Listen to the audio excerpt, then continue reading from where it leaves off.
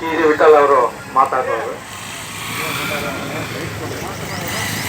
ಇದೆ ಸರ್, ಇದೆ. ದಯವಿಟ್ಟು ಈಗ ನಾನು ಪಬ್ಲಿಕ್ ಆಗಿ ಹೇಳ್ತೀನಿ, ನಮ್ಮಲ್ಲಿ ಕಾನ್ಫ್ರಂಟೇಷನ್ ಬೇಡ. ನಾವು ರಸ್ತೆ ತಡೆ ಅಂತ ಹೇಳಿ ತಮಗೆ ರಸ್ತೆ ವಾಹನಗಳು ಓಡಾಡಲಿಕ್ಕೆ ಬಿಟ್ಟಿದ್ದೀವಿ. ನಾವು ಶಾಂತಿಯುತವಾಗಿ ಹೋರಾಟ ಮಾಡ್ತಾ ಇದ್ದೀವಿ. ದಯವಿಟ್ಟು ಇನ್ನೊಂದು 15 ನಿಮಿಷದಲ್ಲಿ ಕಾರ್ಯಕ್ರಮ ಮುಗಿಯುತ್ತೆ. ನಾವು ಸಹಕಾರ ಮಾಡಿದ್ವಿ, ತಾವು ಕೂಡ ಸಹಕಾರ ಮಾಡಿ.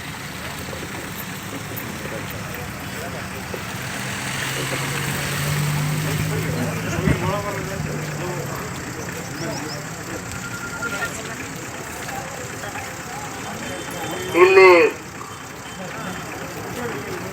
ಸಾಹಿತಿಗಳ ಮೂಲಕ ಪ್ರತಿಭಟನೆಯನ್ನ ವ್ಯಕ್ತಪಡಿಸುವಂತಹ ಒಂದು ಕಾರ್ಯಕ್ರಮದಲ್ಲಿ ಸೇರಿರ್ತಕ್ಕಂಥ ಚಾಗನೂರು ಸಿರಿವಾರ ರೈತ ಹೋರಾಟ ಬಾಂಧವರೇ, ಅದೇ ರೀತಿಯಾಗಿ ಜೋಳದ ರಾಶಿಯಲ್ಲಿ ದೊಡ್ಡಗೌಡರ ಸಂತಾನದ ಒಂದು ಪಡೆಯ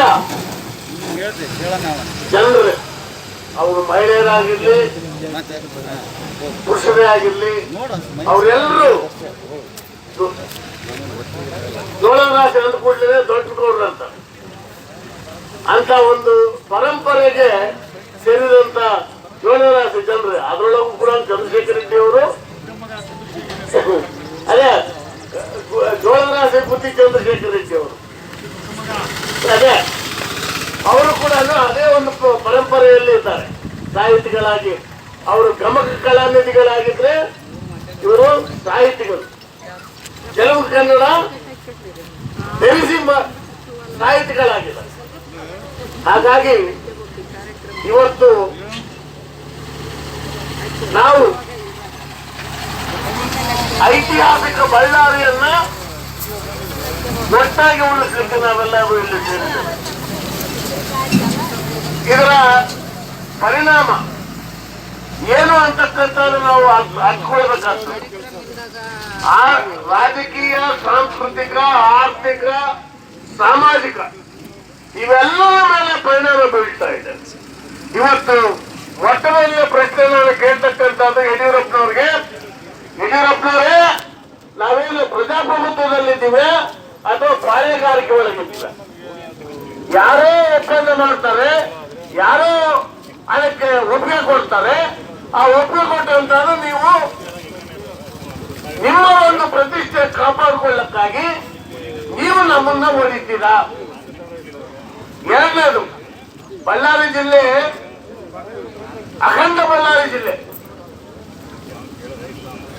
3ನೇ ಸ್ಥಾನದೊಳಗಡೆ ಆದಾಯ ಕೊಡ್ತಕ್ಕಂಥ ನಿಟ್ಟಿನಲ್ಲಿ ಇವತ್ತು ಇಬ್ಬಾಗ ಆದ್ರೆ ಏನಾಗ್ತದೆ?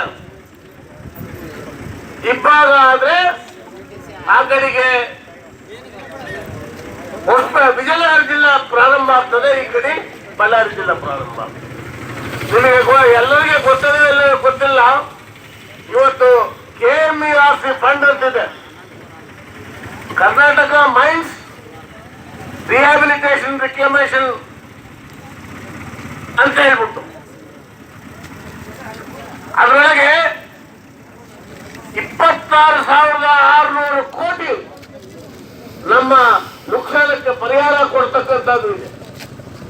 ಹೀಗೆ ನಾಳೆ ಇಬ್ಬಾಗ ಆದ್ರೆ ಇರ್ತಕ್ಕಂಥದ್ದು ಬಳ್ಳಾರಿ ಜಿಲ್ಲೆಗೆ ಜಾಸ್ತಿ ಬರ್ತದೆ, ಹೊಸಪೇಟೆ ವಿಜಯನಗರ ಜಿಲ್ಲೆಗೆ ಕಡಿಮೆ ಹೋಗ್ತದೆ. ಅದೇ ರೀತಿ DMF ಫಂಡ್ ಹೊಸಪೇಟೆ ತಾಲೂಕುಗಳ ಮಾತ್ರ ಮೈನ್ಸ್ ಇದೆ, ಹೊಸಪೇಟೆ ತಾಲೂಕುಗಳ ಮಾತ್ರ ಮೈನ್ಸ್ ಇದೆ. ಹೆಚ್ಚಿನ ಪ್ರದೇಶ ಮೈನ್ ಬಂದ್ಬಿಟ್ಟು ಬಳ್ಳಾರಿ ಜಿಲ್ಲೆ ಒಳಗಿದೆ. ಇದು ಒಡೆಯೋದ್ರಿಂದ ಯಾರಿಗೆ ಉಪಯೋಗ? ಮೂರನೇದು, ಈ ರೈಲ್ ಸಾಗಾಣಿಕೆ ಒಳಗೆ ಬಳ್ಳಾರಿಯ ಕಾಂಟ್ರಿಬ್ಯೂಷನ್ ಎಷ್ಟಿದೆ ಅಂತ ಹೇಳಿದ್ರೆ 1500ರಿಂದ 1800 ಕೋಟಿ ಪ್ರತಿ ವರ್ಷ ನಾವು ಕೊಡ್ತಾ ಇದ್ದೀವಿ ರೈಲ್ವೇಸ್ಗೆ. ಆದ್ರೆ ಅಭಿವೃದ್ಧಿ ಆಗಲಿಲ್ಲ. ಯಾಕೆ ಅಂತ ಹೇಳಿದ್ರೆ ಜನಪ್ರತಿನಿಧಿಗಳ ಬಲಹೀನದಿಂದ ಅಭಿವೃದ್ಧಿ ಆಗಲಿಲ್ಲ. ಇಲ್ಲಿ ಬಳ್ಳಾರಿ ಬಳ್ಳಾರಿ ಒಳಗೆ 4 ಮತ್ತು 5 ಟ್ರೈನ್ಸ್ ಮಾತ್ರ ಇದೆ. ಇನ್ನು ಮಿಕ್ಕ ಟ್ರೈನ್ಸ್ ಎಲ್ಲ ಅಭಿವೃದ್ಧಿ ಆಗಲಿಲ್ಲ. ಇದು ಒಂದೇ ಅಲ್ದಾಗಿ ರಾಜಕೀಯವಾಗಿ ಇವತ್ತು ಚಿಕ್ಕಮಗಳೂರು ಮತ್ತು ಉಡುಪಿ ಇವೆರಡೂ ಸೇರಿ ಒಂದು ಕಾನ್ಸ್ಟಿಟ್ಯೂಯನ್ಸಿಯನ್ನು ಮಾಡಿದ್ದಾರೆ. ಚಿಕ್ಕಮಗಳೂರು ಯಾತಕ್ಕೆ ಫೇಮಸ್, ಯಾತಕ್ಕಾಗಿ ಪ್ರತಿಷ್ಠೆ ಚಿಕ್ಕಮಗಳೂರಲ್ಲಿ? ಒಂದು ಕಾಫಿ, 2 ಶ್ರೀಮತಿ